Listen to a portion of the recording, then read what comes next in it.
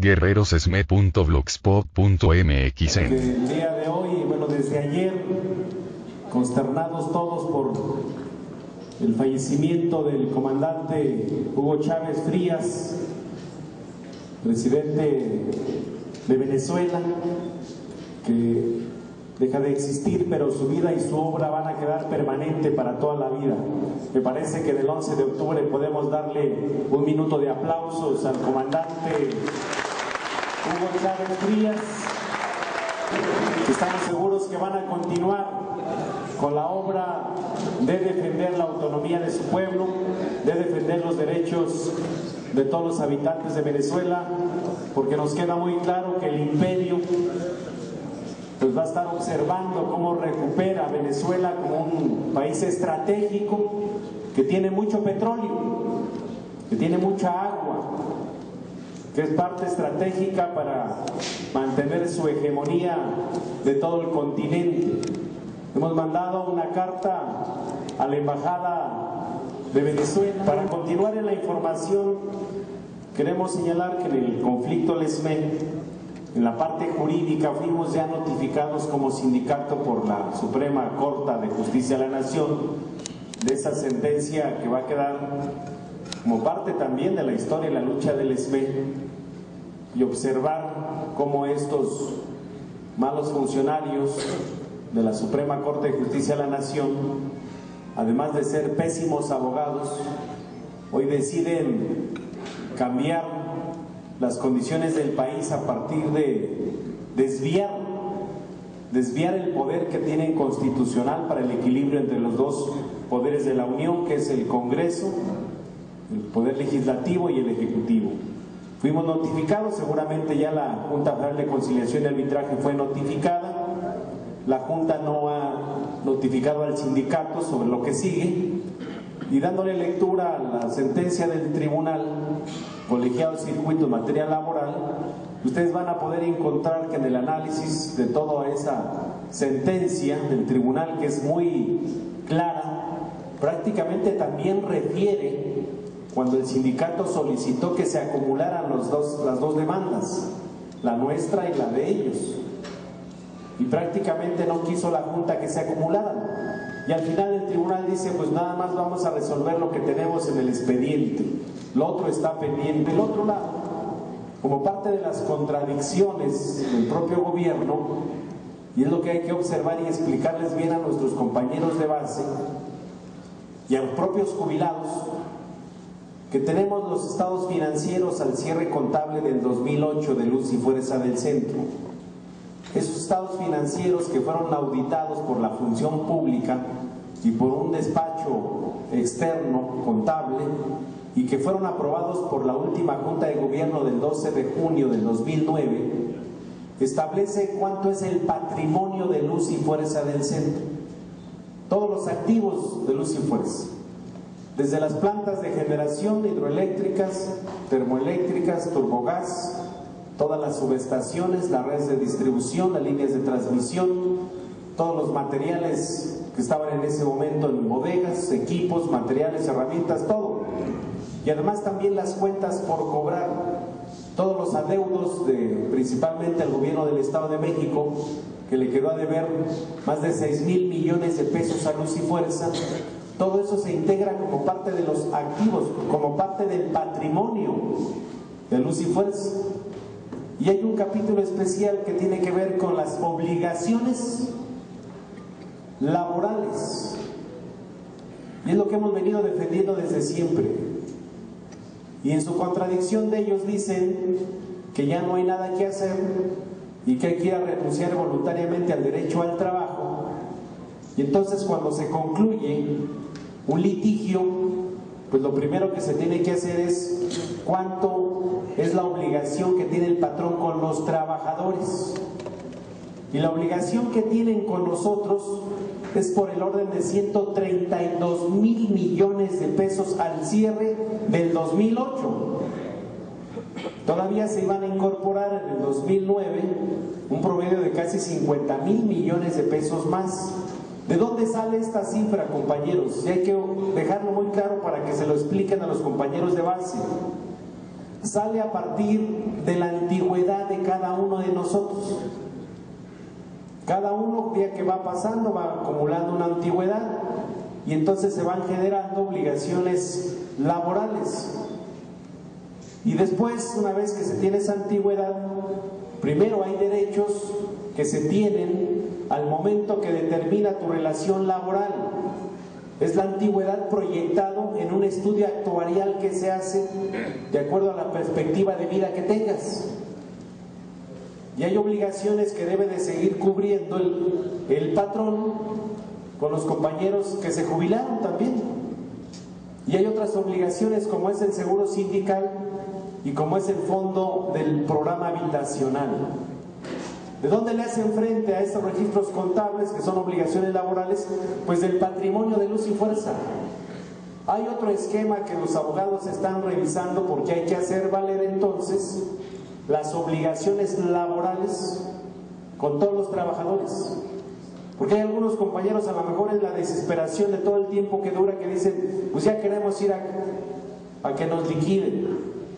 Y algunos han estado metiendo la cizaña en algunas redes sociales, lo he visto, que dice, ya no hay nada que hacer, ya hay que ir a liquidarse. Son 400 veces más lo que te plantean en la liquidación, compañeros. Pero eso es lo que vamos a reclamar en los siguientes días. Por eso la infraestructura que se construye, pues es la mejor garantía para poder cubrir las obligaciones laborales. Incluso de ese patrimonio hay que fincarle responsabilidades a servidores públicos, porque por ejemplo la termoeléctrica J. Luque es un patrimonio que asciende a un poquito más de 3,000 millones de pesos. Y la pararon y la echaron a perder. ¿Y quién es el responsable? Pues el director del Sistema de Administración y Enajenación de Bienes, el SAE. Así son responsables de todo el saqueo a los almacenes, que tenemos ya los inventarios. Son los responsables de todo el parque vehicular, más de 8,000 vehículos, y todo el registro de las cuentas por cobrar, porque si bien es cierto, te deben ese dinero, pues es un dinero que es para pagar las obligaciones laborales con todos los trabajadores. Es una parte muy interesante que en el momento que nos lo diga los abogados, qué es lo que vamos a hacer, jurídicamente lo vamos a llevar a la propia asamblea, cuidando los tiempos que nos permita continuar en esa lucha. Esa es en la parte legal del reclamo mismo a las obligaciones laborales que el Estado tiene obligación de cubrir con los trabajadores. Porque dejarlo así sería como que pues, los jubilados se vayan a un fideicomiso y ya ver para cuándo alcanza. No que lo vamos a dejar así, compañeros. No puede ser. No nos pueden explicar, y es otra de las contradicciones de la Corte. Ellos dijeron es que ya no está Luz y Fuerza, tenía la relación laboral con ellos, pero ese no es la litis, como dicen los abogados, de la demanda, sino es la subsistencia de la materia de trabajo. Y esa existe, compañeros. La materia de trabajo existe. Están metidos ahorita mercenarios de la CFE con la complicidad del gobierno. Por cierto, hace un rato los compañeros que les toca esta delegación de aquí de Cuauhtémoc hicieron presencia en la subestación Cuauhtémoc. Enfrente están haciendo un trabajo de cable de 230,000 volts fuera de norma, que es una bomba de tiempo. Están escarbando ahí para meter ductos de manguera esa corrugada, pero casi a flor de tierra, y además en registros donde pasan los registros de agua. Ya se fue a parar hace rato por parte de los compañeros la obra. Mañana les pedimos que vayamos a las 7 de la mañana a pararlo.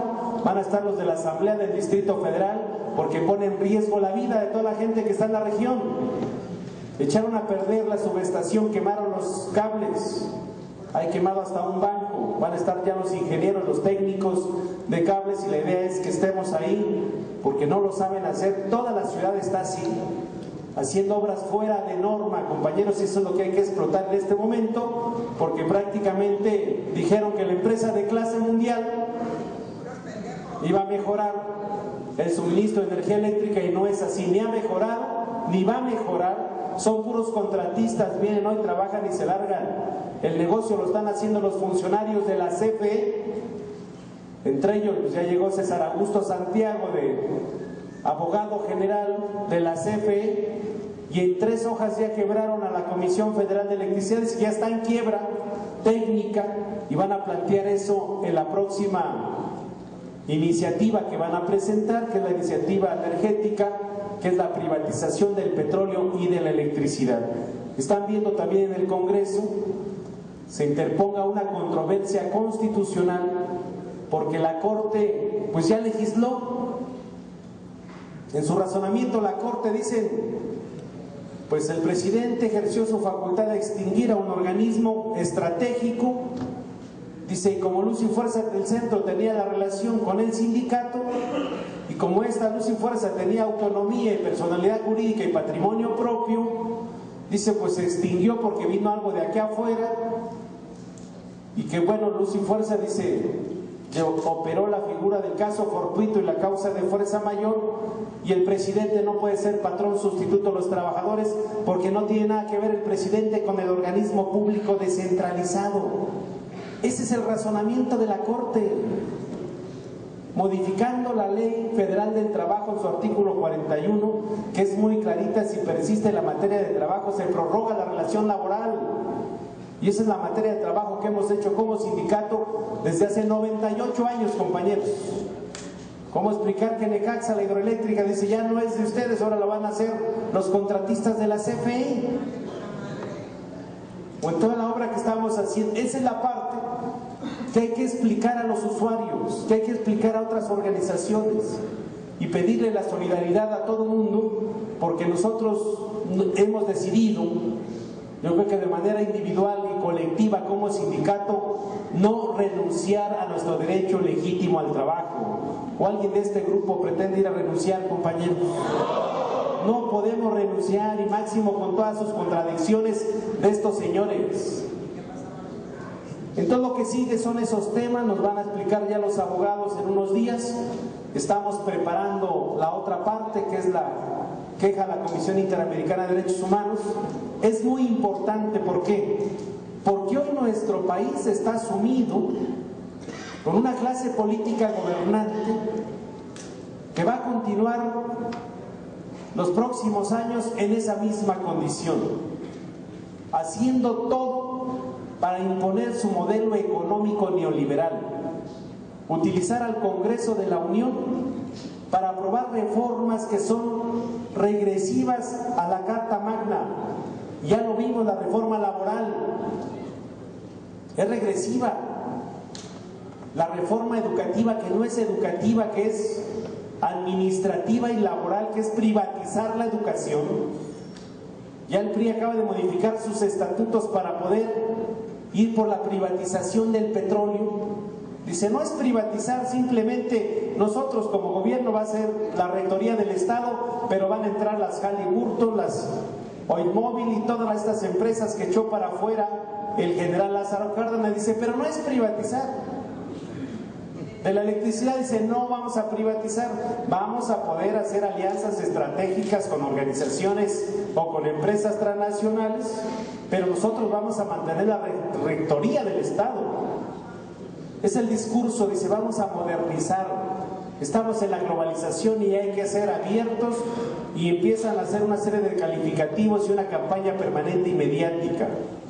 Vienen por profundizar sus reformas contra la salud, profundizar la privatización del campo mexicano, que son los designios del Tratado de Libre Comercio con América del Norte, y lo hacen con el otro acuerdo, el Acuerdo de Seguridad y Prosperidad para América del Norte, que es la militarización del territorio para cualquiera que se les oponga, pues es la represión. Por eso es muy importante llevarlo a los tribunales internacionales. Hoy escuchábamos al de Amnistía Internacional en el Foro de Derechos Humanos, que logramos grabarlo con los compañeros que están en la página. Es un buen material, fueron muchos ponentes y nos va a permitir ubicar que la siguiente etapa de la lucha de todos nosotros, de todos los mexicanos, es la defensa de los derechos humanos, que es la defensa de nuestro territorio, es la defensa de nuestros bosques, del medio ambiente, de los derechos humanos laborales, el derecho a la vida misma, el derecho a la alimentación, a la salud, a todo lo que está establecido en la propia Constitución. Esta es la etapa que sigue, compañeros, la defensa de los derechos humanos, y nos permite entonces ver un escenario más amplio de que no somos los únicos que estamos luchando en este país contra este sistema autoritario, dictatorial que hoy tienen secuestradas las instituciones públicas.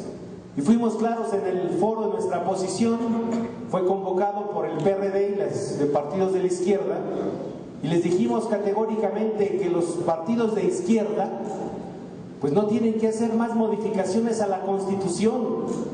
Lo que tienen que hacer es que se cumpla lo que establece la Constitución y la ley. Por más técnica que le quieren echar a iniciativas, pues es muy claro en el ejercicio nuestro, del ejemplo de nosotros, cómo la Corte, que está para garantizar nuestros derechos, revoca un amparo para proteger los derechos del gobierno y los derechos de los patrones. Y eso nos ubica perfectamente que por más técnica jurídica que le echen a las iniciativas o se modifique la Constitución, a las leyes, esta clase política ha definido cómo gobernar los siguientes años. Le pedimos a la izquierda ahí, en el foro, pues que ellos tendrían que estar convocando no al Pacto por México, sino al Pacto Nacional por el rescate de nuestra nación y el cumplimiento de la Constitución y las leyes y la defensa de los derechos humanos de todos los mexicanos. Interesante, el foro nos va a permitir poderlo ubicar. Con esto termino, compañeros, decirles que esta jornada de lucha que hemos iniciado de aquí al 18 permita que Gobernación llame a la mesa de negociación, pero hay que generar las condiciones. Y las condiciones tienen que ver con lo que estamos haciendo todos, en la UNAM, en el Politécnico, en la delegación, en el barrio, en el municipio, que nos estén viendo por todos lados, explicándole a la sociedad que no vamos a renunciar a nuestro derecho al trabajo, que la Corte, de manera dictatorial, prácticamente sepulta los derechos de los trabajadores y los derechos de todos los mexicanos, y contra esa injusticia vamos a luchar. Y eso hay que explicarle a la sociedad para recibir y pedirles el apoyo a esta segunda etapa de lucha. El conflicto es político, es un conflicto social que el gobierno tiene la obligación de resolver, compañeros. Sus argumentos de ellos ya quedaron sepultados. Jamás bajaron las tarifas de luz, ni van a bajar, ni mejoró el servicio, ni se generaron en los empleos que prometieron, sino todo lo contrario, van por la privatización de la industria eléctrica. Y nos permite que desde este grupo podamos reorganizarnos bien. Primero, cohesionarnos a lo interno, compañeros. Tenemos enemigos de todos lados. Gente que está muy interesada en ver acabar al Sindicato Mexicano de Electricistas, de los que se fueron resentidos, de los que se fueron a ponerse de tapete con el gobierno. Por ejemplo, uno de ellos que fue expulsado, lo estuvo trayendo allá gente diciéndole que les iba a dar la toma de nota. El gobierno, que le iban a dar la toma de nota, varios meses, años los trajo así, y ahorita que sabe que no le van a dar nada, dice, bueno, ahora hay que ir a reclamar el patrimonio del sindicato, que se liquide la infraestructura, las instalaciones, porque nos corresponde una buena cantidad de dinero. Y el otro marrano, que lo sacaron de la cárcel para hostigar también, dice, bueno, pues hay que pelear ahora por el patrimonio del sindicato. El patrimonio del sindicato de 98 años es un patrimonio que no es de nosotros, compañeros, es de las futuras generaciones del Sindicato Mexicano de Electricistas, que serán nuestros hijos, serán nuestros nietos. Hay que ser muy claros y enfáticos. Nadie puede disolver al sindicato si no es a través de una voluntad propia de nosotros. ¿Quién va a convocar a disolver al sindicato, compañeros? Esa autonomía que tenemos nosotros. Esa es la autonomía. Y por eso tenemos que cuestionarnos a lo interno. Porque a partir de la detención de la maestra Elbester, empieza entonces el golpeteo a los sindicatos, y a lo interno del sindicato también empiezan las voces de decir posiblemente siga Martín. Y miren, compañeros, uno representa los intereses de la organización, y eso tenemos que quedar muy claros y observar que la lucha que empezó el sindicato fue para evitar que nos impusieran a un secretario general. Lo querían imponer desde el sindicato. Y cuando el gobierno impone a un dirigente, el gobierno lo quita y le sirve a sus intereses, y cuando ya no le sirven, una patada, vámonos. Eso es claro, compañeros. Y en el caso nuestro es distinto, porque acá quien pone con el voto directo y secreto a los dirigentes son los trabajadores, son los jubilados, compañeros. Esa es la diferencia entre los sindicatos democráticos y los sindicatos corporativos. Y en el tema de la rendición de cuentas lo hacemos cada 6 meses y se publica, y está la Comisión de Hacienda, y está en cualquier momento los trabajadores jubilados pueden pedir, se revisen las finanzas del sindicato. Hoy en aquel lado la campaña mediática y decir, dice, van a poder meterse a la autonomía de los sindicatos. Es cierto, la reforma a la Ley Federal del Trabajo hoy le da facultades incluso para pedirte cuentas a cualquier sindicato de las finanzas. Es una forma de cómo romper la autonomía de los sindicatos, compañeros. Si no es a través de la Ley Federal del Trabajo, puede ser a través del IFAI, o puede ser ahora a través de la Ley de Amparo, o una serie de resquicios que están buscando. ¿Por qué? Contra los sindicatos. Porque somos una fuerza, compañeros. Juntos somos una fuerza, y más el SME, que es una fuerza opositora a todas este paquete de reformas neoliberales que son regresivas a lo que ya establece la propia Constitución. Hay que cuestionarnos muy bien y a defender nuestro proyecto, porque aprovechando que estamos en las brigadas, se empiezan a acercar algunos de aquellos y empiezan a meter la insidia entre nosotros mismos y lo replicamos. Es lo más difícil, que no alcanzamos a comprender cuál es el objeto de la lucha de más de 3 años y meses, compañeros. Y eso entonces este grupo tiene que defender muy claro cuál es el proyecto que estamos defendiendo, y es el proyecto que establece nuestra propia organización sindical. Defender al sindicato es defender la organización que nos permite luchar, compañeros. Sin sindicato no podemos luchar. Y lo hemos hecho todo este tiempo, y lo vamos a seguir haciendo todos el tiempo que sea necesario, o nos rendimos, compañeros. Si nos rendimos, jamás vamos a triunfar, y si triunfamos, jamás nos vamos a rendir, compañeros. Eso es muy claro. Yo creo que nadie de este grupo se va a rendir.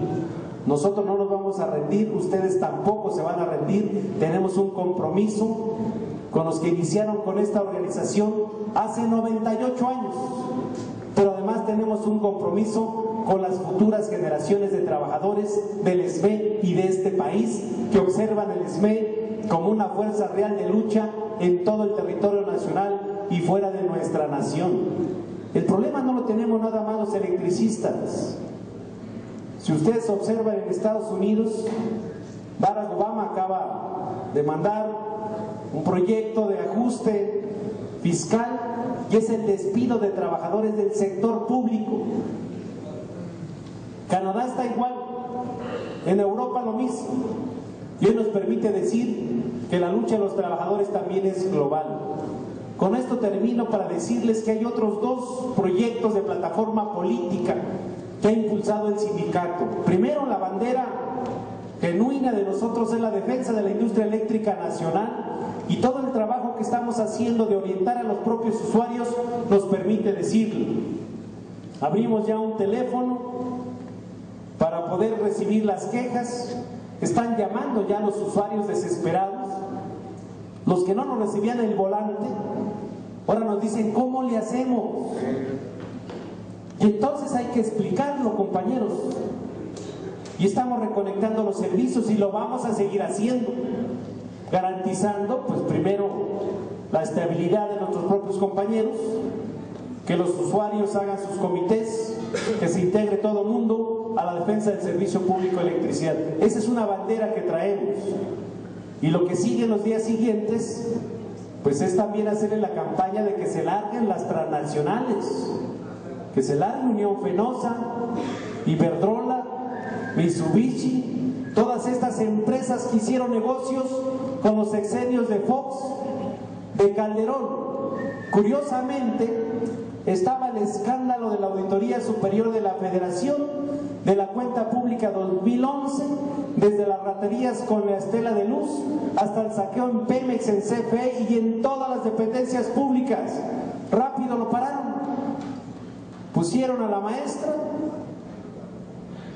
y todo lo demás, incluyendo a Javier Lozano con los casinos y al otro Roberto Gil Suárez con los casinos y todos los negocios turbios, todo se paró. Esa es la estrategia, se están defendiendo ellos. Utilizan a los medios su estrategia para defenderse y volcarse en contra de los sindicatos, en contra de las organizaciones sociales o campesinas. Ya están criminalizando a los grupos de autodefensa que están en Guerrero, que están en Chiapas, que están en Michoacán, que se van a seguir reproduciendo en todo el país. Hasta el presidente de la Comisión de Derechos Humanos nos llamó la semana pasada, dice: dejen las armas, dejen que el ejército y la PFP se haga cargo de su seguridad. Y la respuesta de los dirigentes de la UPOE fue: no queremos armas, no queremos al ejército ni la PFP, queremos desarrollo para nuestros pueblos, para poder tener seguridad. Dice: el propio gobierno nos está robando la vida. Y no van a deponer las armas, compañeros, porque se van a seguir defendiendo y nosotros también en nuestra lucha nos vamos a seguir defendiendo. Por eso decir que en la plataforma que traemos está la organización política del pueblo y los trabajadores. Y es un tema que hay que abrirlo a la discusión del grupo. Algunos compañeros tienen militancia de algún partido, otros están en el proceso de Morena, es válido, pero necesitamos una fuerza política de los trabajadores, de los movimientos sociales. Ya vimos cómo la izquierda en este país ha preferido llegar a los acuerdos con ellos. Estaba yo revisando el primer fraude electoral, el de 1988. De la Madrid, estaba de presidente, puso de candidato a Salinas de Gortari.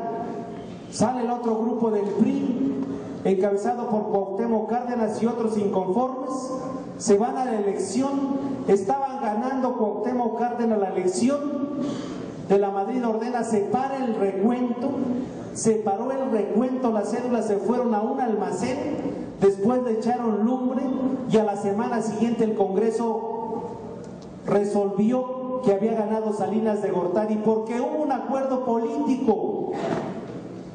Dijo Cuauhtémoc Cárdenas: no queremos llevar este conflicto más allá porque va a haber muertos. Dice: y mi padre fue un visionario de que todo a través de la razón y nada por la fuerza. Y vean lo que costó el fraude electoral del 88. ¿Cuántas privatizaciones? ¿Cuántos asesinatos hubo en el sexenio de Salinas? ¿Cómo se involucraron con el crimen organizado? Y al final se fue Salinas y dejó endeudadísimo a nuestra nación. Se saquearon las reservas internacionales del país. Y de ahí no se diga para acá. Después con Fox, con Calderón el fraude electoral, y el acuerdo con Cuauhtémoc fue: pues ahí les damos un partido para que ya no estén de inquietos. Les dieron su partido político. Y hoy lo mismo. El fraude electoral del 2006, este fraude electoral que acabamos de vivir, los acuerdos son para los intereses de la misma clase, la izquierda, que es una clase burguesa. Dicen: pues hay que negociar para no llevar a un caos de ingobernabilidad política en nuestro país, y los que aplauden son los Estados Unidos. Dicen: buenos aliados que tenemos, hay que darle su partido también para que se queden callados y no generen mayor problema en el país. Y aprobando reformas que son regresivas a los intereses de toda la nación. Por eso necesitamos una fuerza política que nos permita llevarla a todo el territorio nacional, y vale la pena que lo discutamos, compañeros, en el grupo político. Habrá opiniones de cómo se está llevando, cómo se está realizando, pero creemos que hay un avance, y el compartir con ustedes cómo estamos hasta este momento con ese esfuerzo, qué es lo que sigue, socializarlo con ustedes y ver cómo La organización política del pueblo de los trabajadores es un instrumento que nos permita organizar, nos permita educar a millones de mexicanos que no les pasa por su mente hacia dónde nos están llevando esta clase política gobernante. Si tenemos esa organización política, podemos afiliar. Escuchaba al compañero Amezcua que dice, se quieren afiliar con el SME, pero con el SME tenemos restricciones. Primero porque somos trabajadores del sector eléctrico, tenemos un registro nacional de industria, pero sí podemos afiliar en la organización política al pueblo de los trabajadores a los que quieren. Incluso podemos afiliar a nuestros familiares, a los usuarios, y hacer una fuerza política más amplia. O si son trabajadores de un sector, estamos en un proceso de construcción de una central obrera independiente que permita hacerle contrapeso a la CTM, que van a seguir trabajando con ellos de impulsar los famosos onsourcing, que no son pues para nada benéficos para la clase trabajadora, sin ningún derecho de seguridad social o condiciones generales que establece la Ley Federal del Trabajo. Esos son los objetivos que estamos persiguiendo. Por eso me parece que este es el espacio adecuado de abrir la discusión de cómo formalizamos, hacemos nuestras propias diferencias aquí, las discutimos y al final salgamos fortalecidos, que lo que estamos construyendo es por beneficio de los trabajadores de este país, por beneficio del pueblo de México. Muchas gracias. Compañero Ulises, que sigue en el reclusorio Oriente. Todavía ayer hubo la comunicación con la Procuraduría General de la República, hoy vía telefónica con la Secretaría de Gobernación. Lo único que nos falta es el documento de la CFE, donde se da por satisfecha sobre los temas que le acusan ahí de daño en propiedad ajena. Ese fue el motivo de la sentencia que le impusieron a nuestro compañero. Esperamos que en el transcurso de esta semana tengamos ya ese documento que va dirigido al juez de sentencias, y eso permita que obtengamos ya la libertad del compañero Ulises, Jorge Ulises Uribe Gaona. No nos han llamado en Gobernación para reanudar la mesa. Creemos que hay que generar las condiciones políticas para que se reanude la mesa, y es claro que el conflicto está. Por eso los invitamos a que mañana podamos hacer acto de presencia temprano en la subestación Cuauhtémoc. Está en Serapio Rendón, aquí en la Tabacalera, ahí para visibilizar enfrente de asambleístas que van a estar, 3 diputados federales, a observar que el trabajo que están desarrollando está fuera de norma, que pone en riesgo pues la vida de la gente, y además demostrarles que aquí en los trabajadores del SME está la mano de obra calificada, que lo podemos hacer más rápido y lo podemos hacer mucho mejor, como siempre lo hemos hecho a lo largo de la historia de este país. Esa es la finalidad. Ya está enterado el jefe de gobierno de la Ciudad de México que eso no puede dejarse, esos trabajos de esta manera, porque no nada más es ese trabajo, hay más trabajos de redes subterráneas y redes aéreas que están haciendo fuera de norma, y hay un grave problema ya para la Ciudad de México. Por eso los invitamos a todos, y también a sumarse al plan de acción, que lo hagamos extensivo a todos nuestros compañeros de base. Muchas gracias, compañeras y compañeros, buenas noches. ¡Que viva el Grupo 11 de Octubre! ¡Que viva el Sindicato Mexicano de Electricistas! guerrerosesme.blogspot.mx